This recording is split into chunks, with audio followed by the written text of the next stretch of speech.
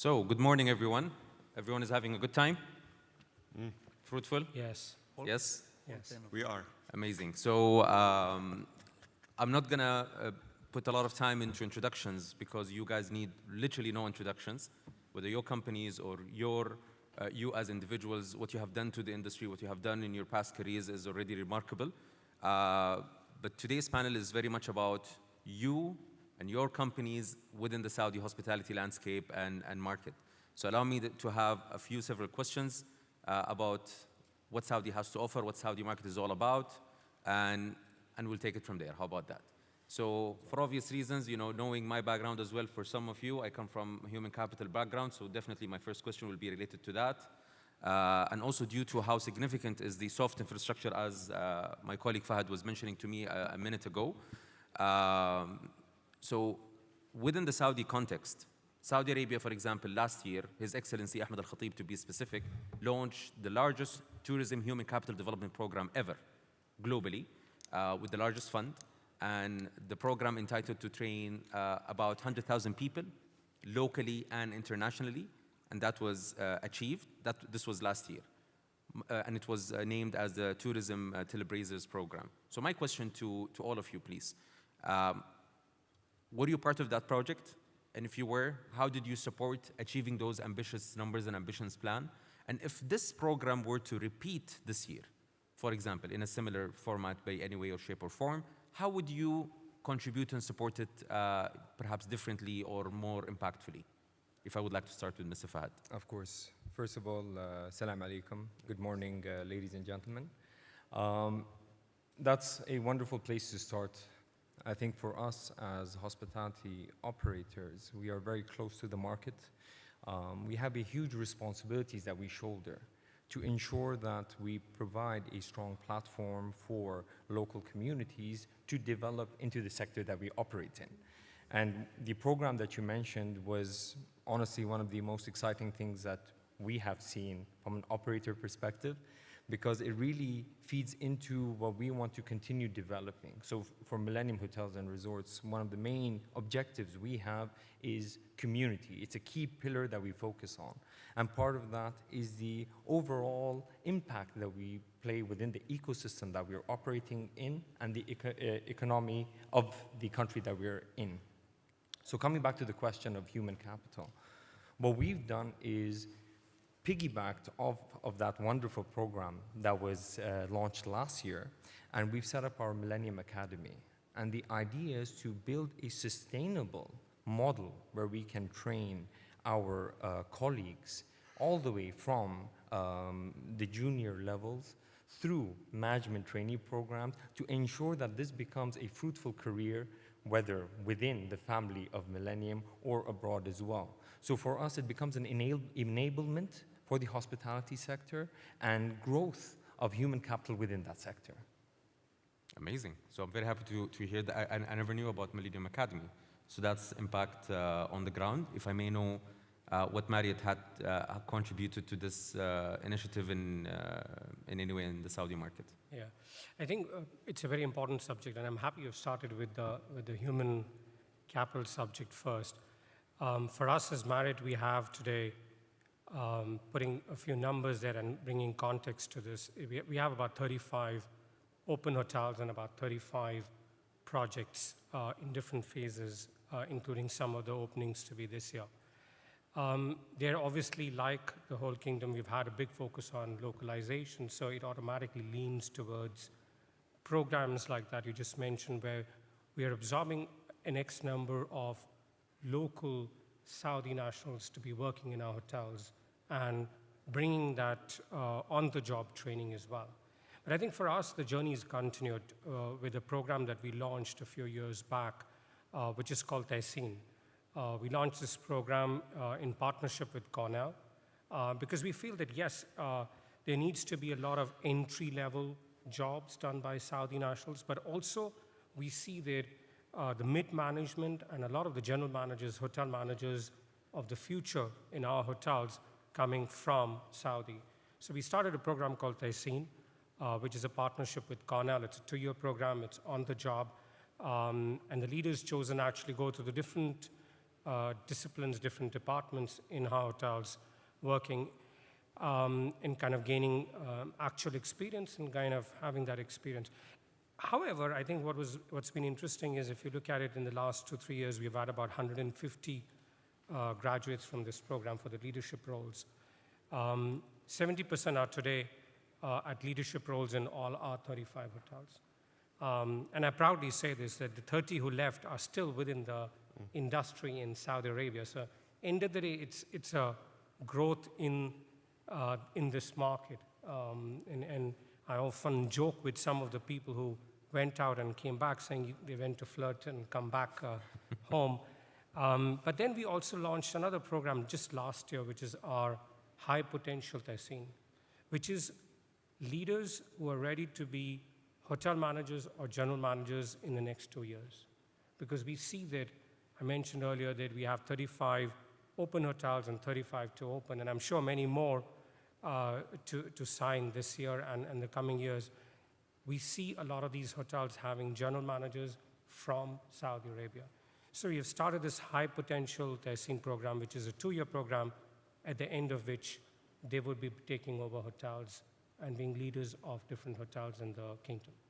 Sandeep, I'll have to come back to you again with your answer because I have now even more questions very much directed to you. I can't wait. Marriott represent a very good portion of the Saudi hospitality market today, but which is great on one end, but on the other end, I believe it gives you more of a sense of responsibility towards really contributing to the development of the local people or of the sector in general. But before I do, I would love to learn about Intercontinental and their contribution to the Tourism Trailblazer program in specific, or perhaps human capital in general. Thank you very much, Salman, and thanks for starting with this topic that is close to all our hearts, and I know it's very close to yours as well. We have a lot of programs in place, and I think we all agree that a few years ago, the hospitality industry was not very attractive for the Saudi youth to start their careers in it. But now I think with a lot of effort from the ministry, from the owners and the operators, this is shifting. We see there's a lot of interest in the industry, and we're able to attract more and more Saudi youth into our hotels. As for IHG, we start with the attraction piece, and we're working with the ministry on that. We run a lot of social media campaigns where we showcase Saudi talent, how they started with hotels and where they are today. Real people talking about their careers. But in terms of development, we've developed a lot of tools to help all our colleagues, and particularly the Saudi ones, to grow their careers. So since 1975, we have the IG Academy, since the Intercontinental in Riyadh opened as the first multinational hotel there. And we're using IG Academy to train people on the job. And only recently we've added IG Skills Academy, which is an online platform that develops the leadership aspect of our colleagues to help them to take that next step in their career journey. Also, we've introduced a lot of programs to support the highly ambitious and well-trained colleagues to take higher positions. So we have a Journey to GM program, which works. Every year we select 10 or 12 colleagues, Saudi colleagues, and develop their skills to get them ready to general manager positions. And of course, not to forget, we have the RISE program as well, where we support our female colleagues to step up and take ownership of their own careers. Amazing. So would you, and question is actually for everyone, but would you contribute differently if the Tourism Trailblazer program to relaunch this year by the Ministry of Tourism by any chance? We are very happy with the programs that were launched by the ministry, and we're more than happy to continue to support and work closely with our colleagues in the ministry to be careful. This is recorded, okay? So recorded. We put that on record. Great. Thank you so much. I mean, good morning to everybody. The good news about being last on the panel, you just agree with everything that everybody said, and you just move on. I think for Wyndham, we've got 13 open and operating hotels in the country. We're purely a franchise model here, although we're looking at management opportunities. For us, it's very simple. We've been voted one of the most inclusive and diverse companies in the world, and for me, that's the two main words. I walked out from our reception this morning in a beautiful Ramada, and they were all Saudi nationals. And that to me is the answer to your question.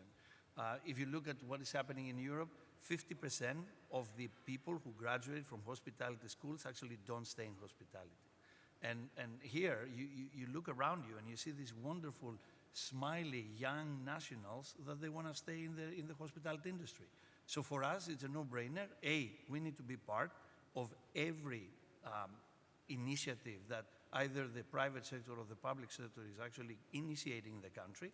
B, it's all about the inclusion of the local population, because you know what, no matter what we bring as operators, if you are not counting on the local population to embrace what you're doing, your values, your DNA, what your brands represent, nothing is gonna work, right? It's not just about the buildings and the locations, it's about the people themselves. So for Wyndham, it's very simple. We work with our owners to build the right educational training in progress. We teach people on human trafficking, on sustainability, on things that are important for the young generation. And I think that's exactly what the ministry is trying to achieve. So the answer is yes, absolutely. Not only we participate in the existing and everything that is going to come for the future, because if you don't count on the local population, I think that you will have a short-lived presence in any country, not just here. Amazing, amazing. I'm very pleased to hear this answer in this particular way. I think this only not brings joy to my heart, but actually to everyone from the sector here in Saudi Arabia. We are truly, we're eager to see world-class leaders coming in from all over the world to really transfer their knowledge and to really help us develop the industry and to develop the people. But then we also want to give a fair and equal chance to the local community and the local people to really step up, to learn, to get their fair, equal chance. And as we all know, in hospitality, you need to start from the bottom, right?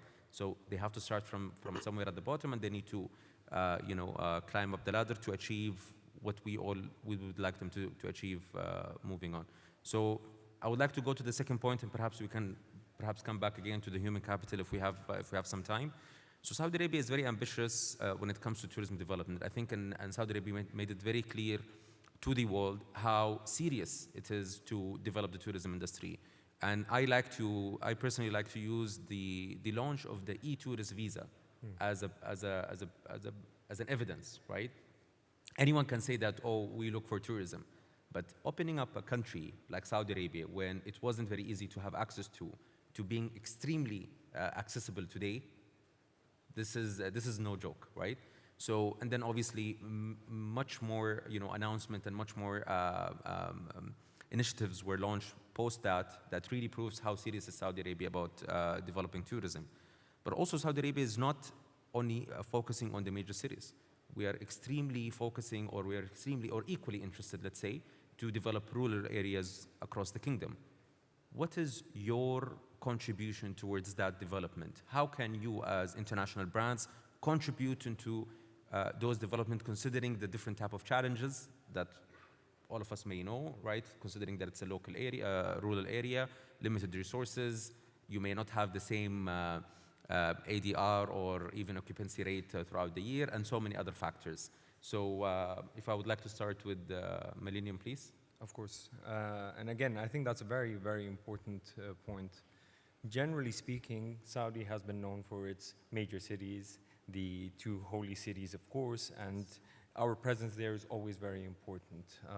We are proud that not only do we focus on the major cities, but we also have strategically gone in the direction of targeting historical cities which are probably not on the map yet. So we launched a collection of hotels in Jizan, Tabuk, Ha'il, where we are focusing on telling a story. So the whole idea that we want to use is to show the world what Saudi has to offer outside of its major cities that are there yet. And to your point, I think that is a longer-term strategy. It's finding the right partner who understands the journey that we are bringing in from an operator perspective into the Saudi market. So for instance, our collection of addresses that we've launched, we focus on Tabuk, telling the story of the Hijaz Railway, which is about a century-old railway. We focused on Jizan, focusing on the castles of Jizan. in Tabu, in Ha'il also we've taken the same direction. So the whole idea is using our platform to promote the secondary cities and showing the depth of culture and experiences that the kingdom has to offer. And it's been a very, very successful journey for us. We opened these properties over the last 2-3 years in a difficult period, and yet they're performing quite impressively. So do we expect more of that? So you said Ha'il, Jizan, and Tabuk, but do we expect more? 100%. And again, it's going to the depth, right? It's having a balanced portfolio where we're able to even have our guests experience new locations. So with the gateway cities, with the holy cities, we have built a strong foundational guest base. But we are also using that to promote our other locations as well within the kingdom. And in our strategy, it's not only focusing on the major cities, but it's also going to these other locations. So part of our growth plan is we have about 13 properties currently in the kingdom, and we're looking at getting to 30 cities. And that will not happen at 30 locations. And that will not happen by only focusing on the major cities. So within the next 2-3 years, we will be having a few more of these collection of addresses. That portfolio will be growing. Amazing, amazing. So what Marriott has to say about that? Yeah, I think it's, when you look at the Vision 2030, and we talk about a goal of 100 million visits by 2030, and it's not too far away. I think it's very clear that it's not only about the big cities or holy tourism, but it's also going to be about different cities which have not even been spoken about or just getting developed. So we see clearly that as a growth opportunity. So if I had to divide it into, and initially I mentioned we have 35 open hotels and 35 to open. If you look at the big cities today of Riyadh and Jeddah and the giga projects, which certainly is one aspect of the business we're looking into. A lot of this today has growth coming in the luxury sector. We already have the Ritz-Carlton and the JW brand. We are, in the next, I would say, 6 to 12 months, going to be opening 3 new luxury brands in the kingdom, with the one coming up, which is the St. Regis in Riyadh itself, or the St. Regis on the Red Sea. And then we have, excuse me, the addition to open in Jeddah. We also have our Ritz-Carlton Reserve brand opening in the Red Sea. So this is the box of the whole giga projects of Riyadh or Jeddah market. I think Fahad rightly mentioned we have the holy tourism then, which is Mecca and Medina, and we have, in fact, to your point, not only is it focused on the luxury space, but it's also getting into the mid-scale. So when we look at the new projects that we have signed in Medina, we have 2 Fairfield Inns, we have courtyards. We, in fact, have the largest aloft hotel in the making, which is 1,000 rooms in Mecca. And then we have a whole series of projects side with Ruha Al Medina with 8 hotels. But then it's also getting into the tertiary market, also getting into mid-scale brands with Aloft, 4 Points. So we're kind of coming up with different brands which are not only in the luxury space, but also in brands which are more mid-scale, select brands that are the right brands for the markets you're talking about. So that'll be able to grow the tourism within the secondary markets, because we need to be looking at all sectors and all spheres, as you rightly mentioned. So I like how you both of you tapped into the two holy cities, and I have a separate question for that, because Saudi Arabia is quite unique when it comes to that, right? Cool. How many countries has this type of segment or this type of, even hospitality operation, if you will? It's quite different. It's in its nature and its, development and its everything. So I have a separate question for the 2 holy cities in specific. But again, if we were to talk about the rural areas, I'm talking about areas like, for example, Asir, where it is, it has the, let's say, the natural infrastructure, if you will, of all, all the successful tourism factors. But that's about it. Not yet the hard infrastructure, definitely not yet the soft infrastructure. The will and the ambitious is there. the strategy of the Asir tourism development strategy was announced. It's extremely ambitious, and tourism is at the forefront. And Asir is supposed to be and will be one of the key tourism destination, an all-year tourism destination, unlike some other destinations within the kingdom.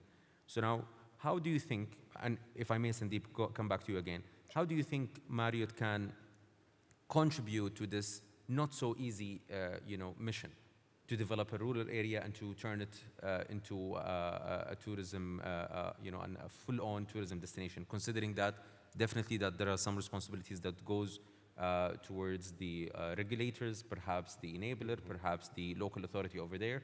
But then I think as an international brand, do you have any type of involvement or contribution that you can make towards developing a rural area? I think it's about partnership with our owners. For us, of course, our business model is more managing or to a certain extent franchising of hotels. So we obviously rely a lot on ownerships to be investing in the different markets.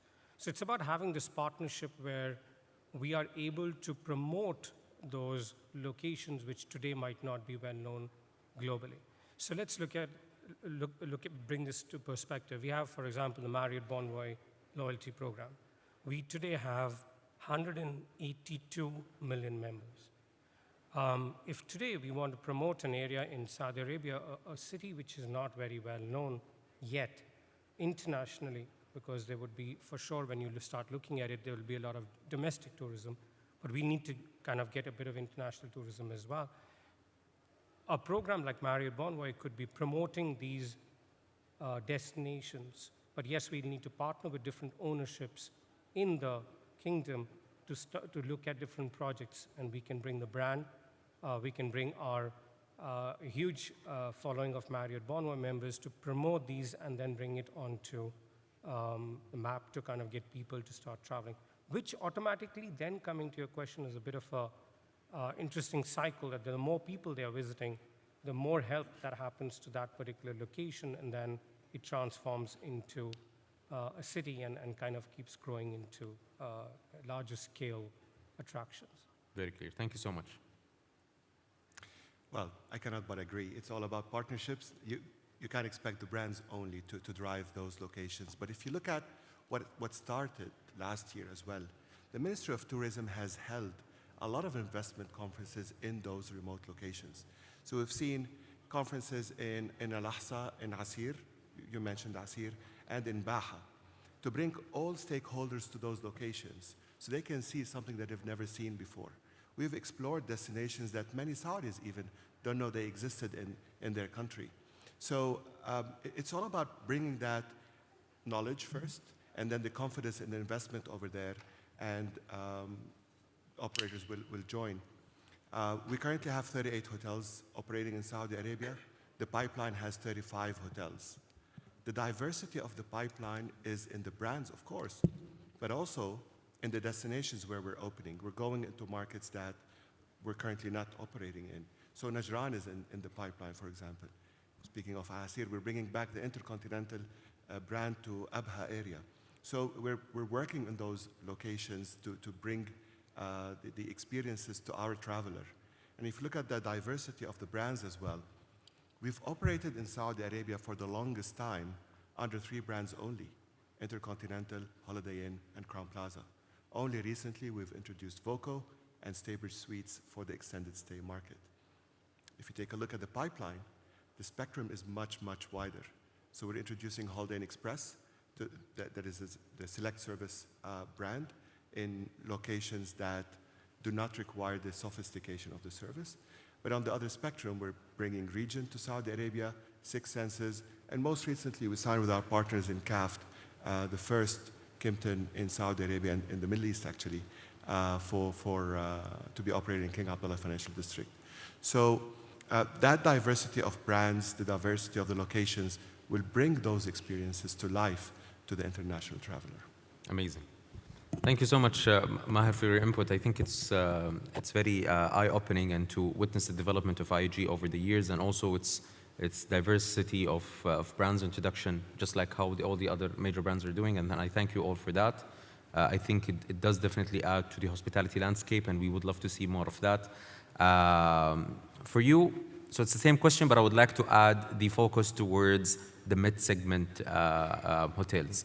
How do they contribute on the bigger scale, but also on the specifically rural areas, type of destination development? Do they really play a role?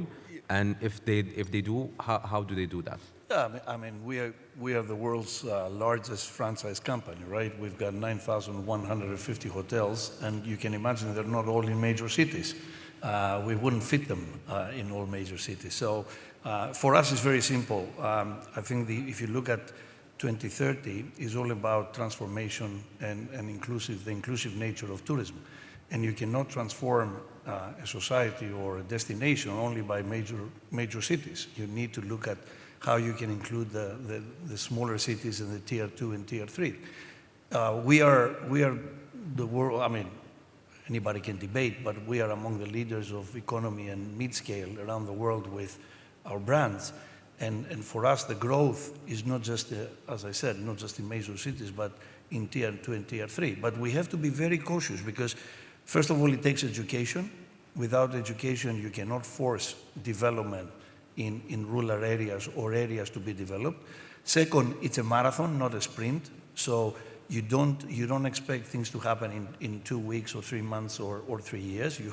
That's why when you talk about 2030 in Saudi Arabia, it's more about a benchmark rather than an end game. It doesn't end in 2030. And we all talk about, I always remember I want to retire when I'm 60. Guess what? It's not going to happen. So I'm probably going to die when I'm 60 with the way things are going and my lifestyle, but I'm not going to retire. So when we put dates in our minds, it's more of a benchmarking, and we benchmark ourselves. So for me, it's very simple. Wyndham's contribution to the kingdom is we want to bring our brands here, especially in the mid-scale and economy, because tourism in Saudi Arabia is not exclusive. It should be inclusive. So it's not just about the luxury space that the guys are doing a phenomenal job. They're doing a phenomenal job in the mid-scale and economy, and I believe this is where Wyndham's place is as well as far as KSA is concerned. But remember, again, you have to include the local population. You have to educate the local population. You need to have a plan because you don't force development, and we've seen cases where forced development and what happened. And at the same time, it's not just about 2030, it's about the years beyond 2030. The country's development in tourism goes beyond brands and beyond individuals.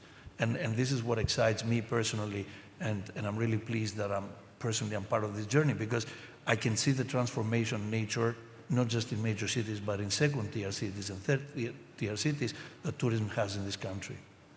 I would like to confirm your point when you said 2030 is just a benchmark. This question was actually asked to His Royal Highness Prince Mohammed bin Salman. Oh. So once we achieve 2030, what's next? He said 2040, immediately.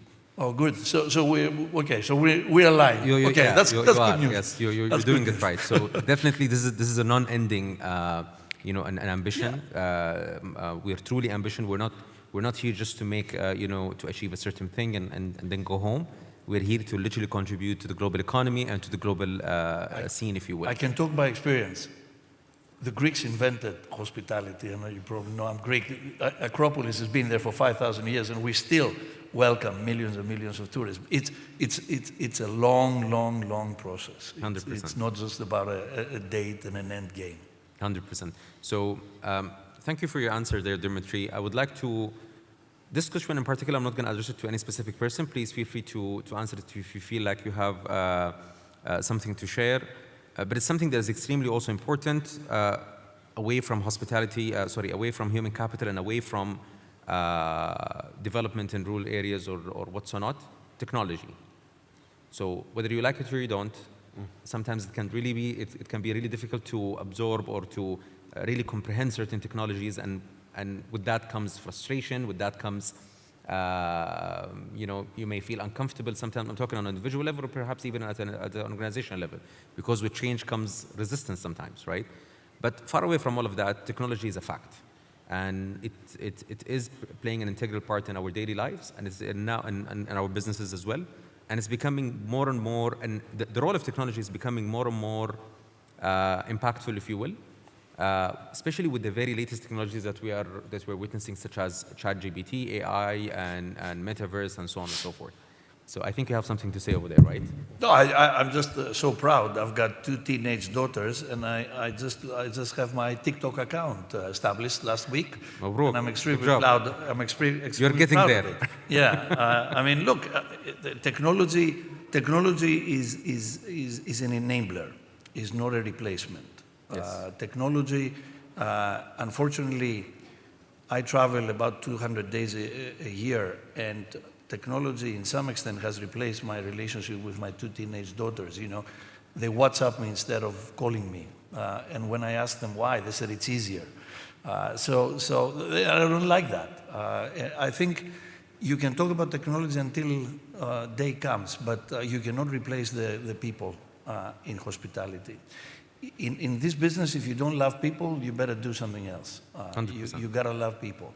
And yes, we can employ the best technological minds, you can digitalize your whole world, you can do contactless check-ins and all that, but if you build a hotel without a heart, which the heart is the people, then you're actually in for a failure, as far as I'm concerned, right? So people for me embracing technology, but what is important, and I think all of us on this panel, we're doing a lot of work on that, is make sure that people understand that technology is not going to replace them. Because that was the biggest fear. Technology is going to replace the human element. I would agree, and if any of my guests have a different opinion, please do share that. But what I would like to also highlight here is not implementing technology as well is a setback, right? Not utilizing technology. 100%, yes. Great. Correct. So how can we, and how are you basically utilizing, especially latest technology, in your daily operations, or maybe in your very, soon upcoming plans? Yeah, So one of the things that we've done, and first of all, I fully agree with my colleague, and I think all of the colleagues on the panel here will agree, we're in a human business, right? It's very important to have that connection. However, saying that technology is very important. The reality today is we do touch our phones more than 3,000 times a day. We do utilize our phones for more than 7.5 hours a day. So it's part and parcel of what we do in our Are these actual facts? These are actual facts. So I was shocked at these numbers as well. But the reality is we need to utilize technology, which has become a parcel of our day, to make sure that our experience, our guest experience, is improved. So first and foremost is, of course, we've, as a group, we've embraced technology. We've made it a central core of what we do to improve guest experiences. Starting from, and I think Dimitris touched upon this, is the contactless check-ins. We've used it as virtual concierges. We've used it for metaverse. We were actually, the M Social Decentraland was the first hotel on the metaverse, and we're very proud of that. Again, we need to take some risks. We need to challenge ourselves. We need to push the boundaries because the technology is available today. One of the key things that we've done, and even aligning with Saudi's digital tourism strategy as well, is enabling VR into what we do to ensure that guests get an opportunity to experience the product before coming online. But going back to the core essence of what we're trying to do is we're trying to use technology to ensure these touch points where frictions could occur are limited, and while the interaction between our colleagues and guests are to improve the service that we offer. So to your point, we cannot shy away from technology. We need to embrace it as a strong enabler to what we do in our day-to-day operations, yet ensuring that the service is also retained. Yeah, I think I'll add to what has already been said, and while I agree to everybody, I feel there's a lot of love in this panel. We're all agreeing to everything he's saying. But I think I would add the word choice. Yeah, and the fact that, and I was sharing earlier that we have 182 million Marriott Bonvoy members today. Those 182 million members could go on the Marriott Bonvoy app, make a booking, check in. It has options of choosing the room view. You can look at the different options within the city. If you have a promotional code, what are those rates? You can book. A day before, you can check in. You can, in a lot of places, not even go to the counter, go directly to the room, use that as your key card, and go into the room, and at the end of the stay, check out without going to the counter. You can also order room service, or you could ask a hard pillow or whatever you might need in the room through that app. That choice exists, but the choice needs to be given to the guest if he or she would like to use it. Otherwise, we need to have that human factor. Because me as Sandeep today, coming on a business travel, might want to use all this. I don't want to meet anybody. I'm coming, I just want a soup ready in the room, put it on the app, order it, check in, check out early morning, and leave. The same me, traveling with my family on leisure, might want to engage with the concierge, might want to understand what's happening in the city, might want to connect to say, can you make these bookings for me? So it is a matter of choice and the purpose for which you're traveling. So that's one part of it. But second, I would just, maybe I'm echoing a bit of what has already been said, but I think it's rightly said that it is an enhancer. You know, even if you do the chat GPT, like I think when you were opening the TikTok, I was downloading an app on chat GPT and trying different things. And yes, it helps a lot. There's a lot of information there, but end of the day, it's collating information. So can we use it? 100%. I think our concierge team can know what's happening in the city, what are the different things going around. But end of the day, that human factor cannot be moved away. I mean, if we look at us as Marriott, we are 31 brands internationally with 8,200 hotels. We don't own hotels. All we own are these brands. But these brands are really brought to life by our people, so that people becomes the most important. So there is no moving away from the fact that technology is here to help. It needs to be there as a choice, but people are people, and this industry will remain a people's industry. Amazing. Thank you so much for such a comprehensive answer, and for also, yeah, I think all of you, you did not only represent your companies, you literally represented the industry. You voiced out the industry and how the industry should utilize technology, yet preserve the human component. So we have limited time, and I have still at least 5 more questions. So we'll try to make it as brief as we can. I would love to hear more from you. The guests would love to hear more from you. So we spoke about the rural areas. We spoke about technology. I would like to go back to some destinations which are very key destinations. Perhaps I would direct my question to some of the guests who did not tackle that point, which is Mecca and Medina. Not many countries around the world. Perhaps we are the only country in the world that has sort of this tourism segment. So it's a unique tourism segment. It's quite successful, Mecca and Medina, hospitality speaking. Hospitality business speaking. Yet it's not up to the ambitions of the government, of the local people. We would want to enhance it and improve it even better. So how do you think that can happen, and what is your role into making that happen? Considering that how the operations in Mecca and Medina is very different, the structure is different, the type of business is different, the type of guest is different, almost everything is different. So how do you do that? For example, Maher. Well, first of all, I think it's a journey, as we mentioned earlier. We're getting there. We're getting to where we want to be in terms of the level of service in Mecca and Medina. We have 11,000 keys in Mecca alone to fill all over the year. And traditionally, So you are responsible if we are not happy with the service later on. I'm responsible for 11,000 keys over That's there. not fair. And me personally, don't worry about that. But to your point, it's a big operation for us over there. Traditionally, hotels in Mecca and Medina relied only on 2 seasons, the last 10 days of Ramadan and the Hajj season, with some Umrah businesses and clusters here and there. I think today we're seeing a difference. We're seeing a shift there.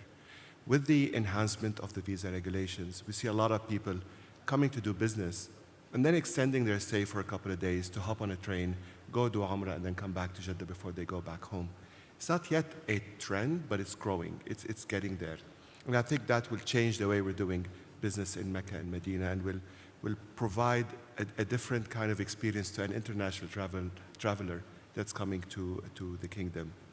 I think what we can do there in terms of enhancing the experience for the religious tourist is also to work on those rural areas and attract them to extend their visit to go and see what else Saudi Arabia can provide in terms of an experience. I think that the challenge with the holy cities is that it's a captive audience, right? I mean, it's there. It's a captive audience. And sometimes when you deal with, and it's not just the holy cities, you've seen this in locations around the world where they have a captive audience, people become complacent.